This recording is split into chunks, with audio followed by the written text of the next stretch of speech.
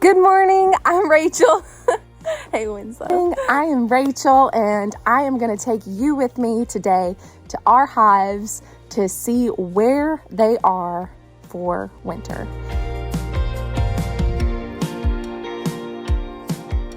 It is fall. The time change has just happened, but we're going to have a warm day. Now, it's like 40 degrees right now, so it's not warm right now, but in just an hour or so, it's gonna jump right up to 75 degrees, and opening a top on a hive will be seamless. I expect it to be a smaller size colony.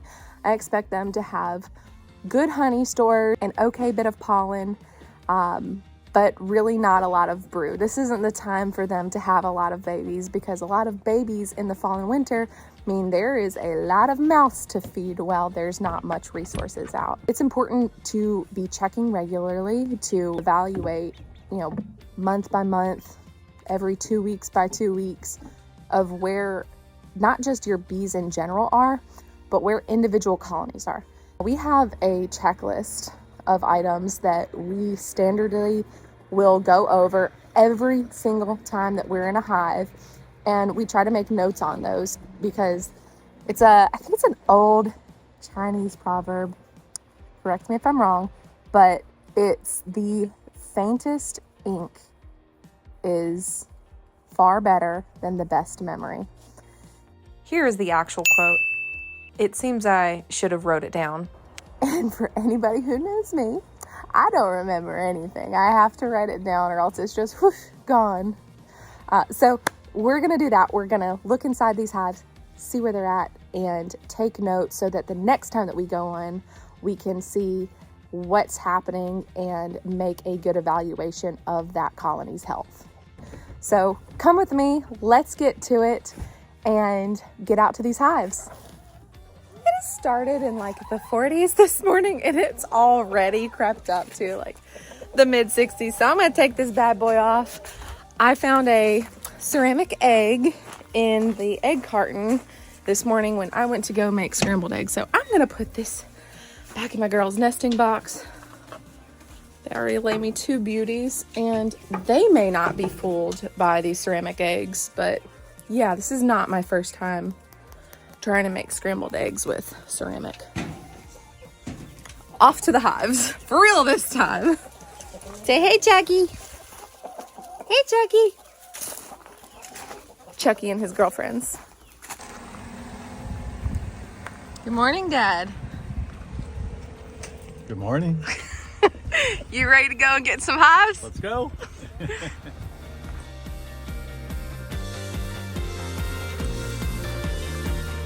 Well, look who decided to show up at the field we're doing honeybees. Howdy. What you doing? Washing her up before I start spreading wheat. Greenpoint Ag represents.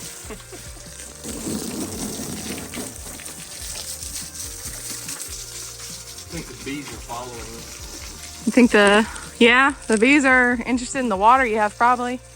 It's been a dry year. All right, let's bring these honeybees back around. Gonna finish getting inside of them and seeing their progress now that we're in these cooler months. So let's go ahead and get inside of this hive. Really, the late fall blooms have already happened, come and gone. So we're just doing an inspection to see the progress, or really kind of the opposite of progress, but how much the bees have regressed going into winter. I expect to see them shrinking down in size, but some of the colonies I've been in so far today show no signs of slowing down, while others are in full-fledged. They're ready for the winter. They're ready to go. They have their honey supers off and they're holding tight. So let's see what this hive holds in store for us.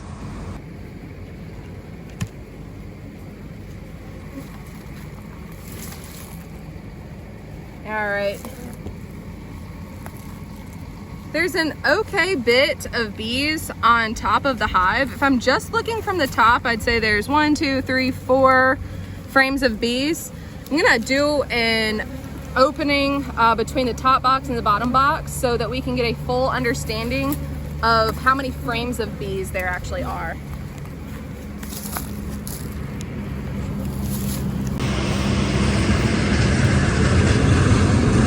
We're on a county road, but I think every loud truck has decided to pass us right now. That's not a typical occurrence. I could go out into this bee yard for 2 hours and have like one vehicle pass me.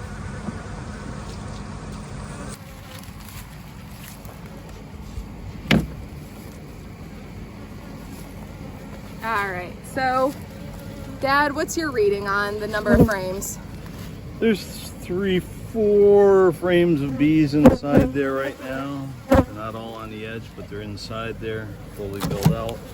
And it looks like about 3 on the bottom here. All 3 right. to 4 on the bottom. So I'm gonna set these right next to me. And I made a space on the other side, but I'm actually gonna do one closer so we can get a good idea of what is in these top and bottom boxes both. Now the beauty about having a large rack for the bees is that you'll have more working space. It's tempting to put your bees really close beside each other to maximize the amount of space and the amount of rack that you have so you can fit the most amount of hives there. But having working space has its benefits. All right, so I'm just gonna go into the middle frame in this top box.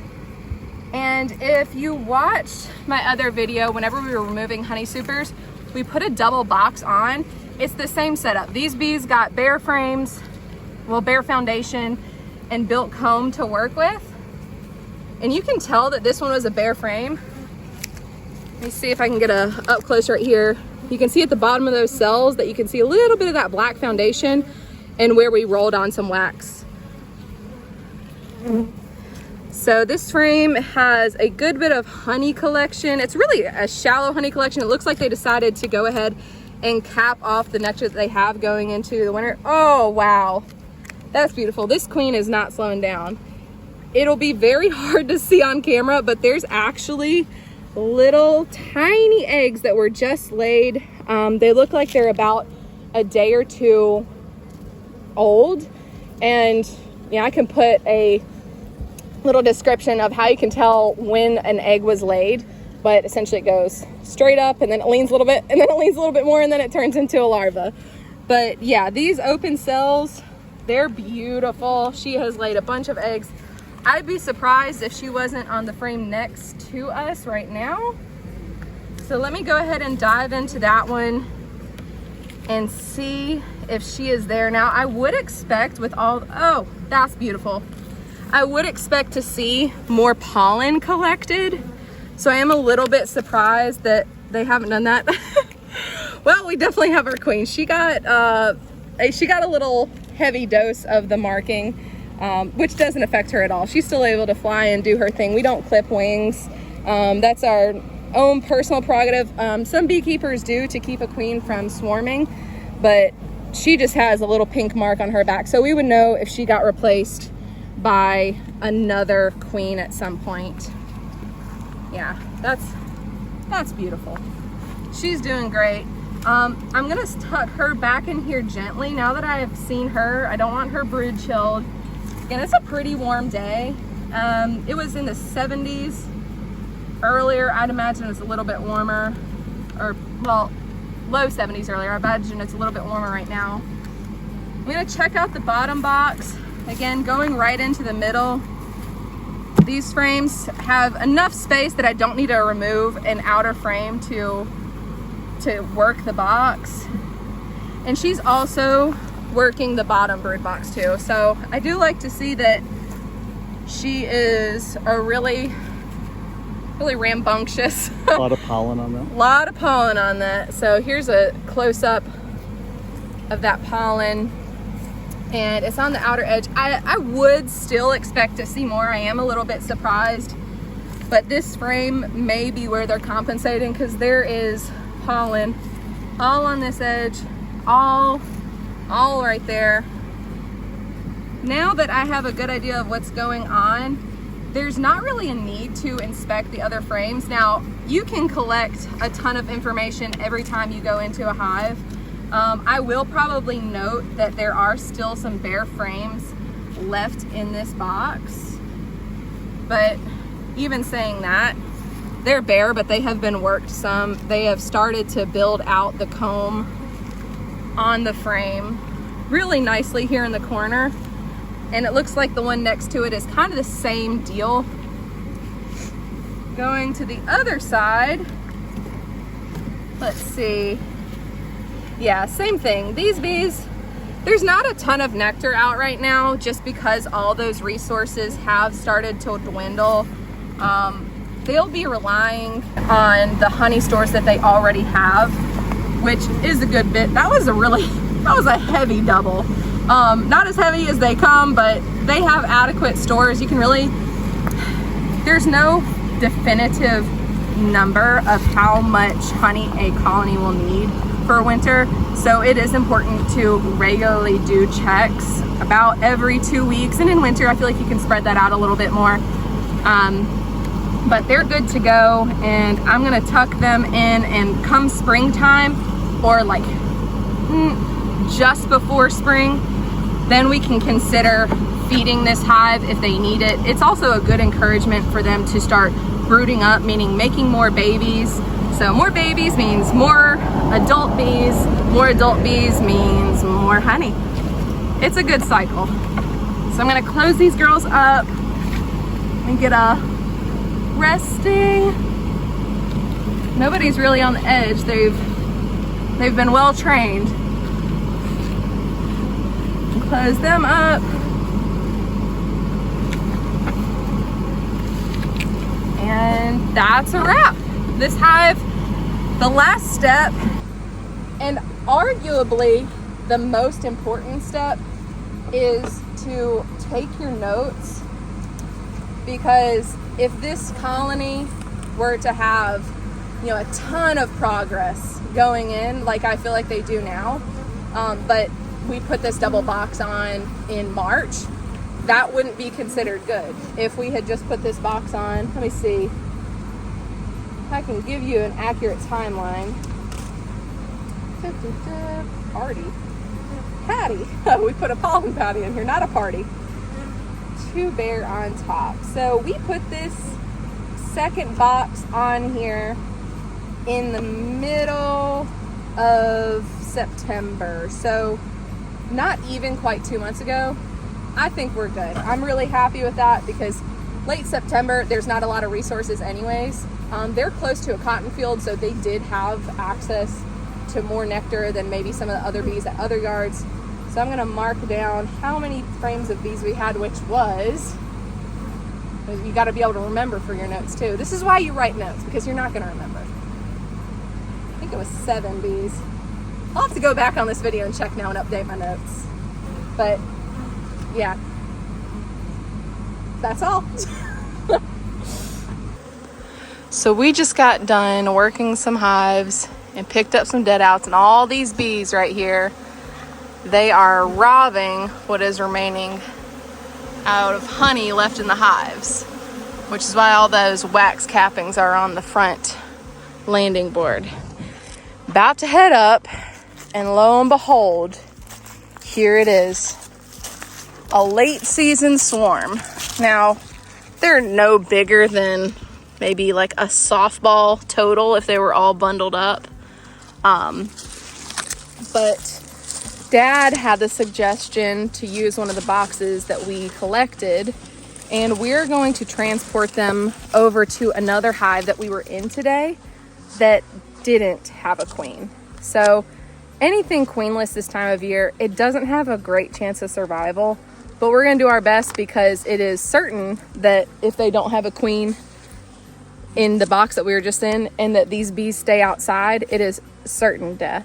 So at this point, what we're going to do is find the queen and make sure that all of her bees know where she is. And really, it's just as simple as putting her in her new hive box, and the rest of the bees will be able to sense her pheromone and walk right in. Now, Dad went ahead and put some napkins on the front of the hive to help plug it up. We're gonna leave this open for just a moment, so whenever we put her in, the rest of the bees have a place to walk. And also a couple of frames that were from those other hives.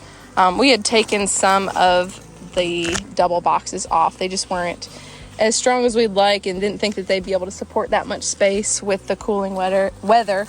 So I'm gonna hand Dad cameras. Now, bees, whenever they're in a swarm, they are actually the absolute calmest that you'll ever find bees. I do suggest suiting up, regularly going in a hive. However, I'm gonna try to thumb through the bees that are here, and it just gives me that added dexterity without additional gloves on. They just don't have any resources to protect, and in this state, they are just as calm as can be. Now, my hands have been inside of rubber gloves the whole day, so I have kind of mop hands at the moment.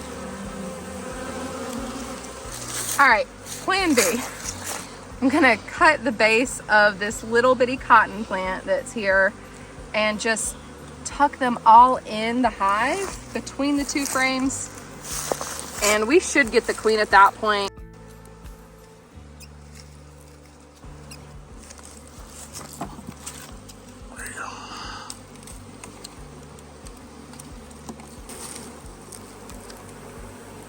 All right, so now that we have that large bundle of bees in there, I'm just gonna kind of see if our queen is in here, while also trying to encourage the rest of the bees.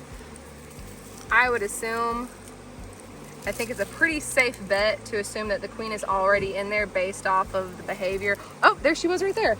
Did you get her? From this point, since we know for sure that the queen is inside of this hive box, we're going to allow the rest of the bees to find their way in, and they'll do this by sensing that queen's pheromones. All in all, it'll only take a few minutes for them to collect completely inside of that hive. We'll plug it up and we'll take them to the hive that we were at previously that was queenless. Now, it's a little bit complicated for this video, but essentially we will be taking them to a hive that is further than 2 miles away so that the bees don't return to the same spot in which they originally left from. If you made it this far in the video, I wanted to say thank you, and please like, subscribe, and comment below.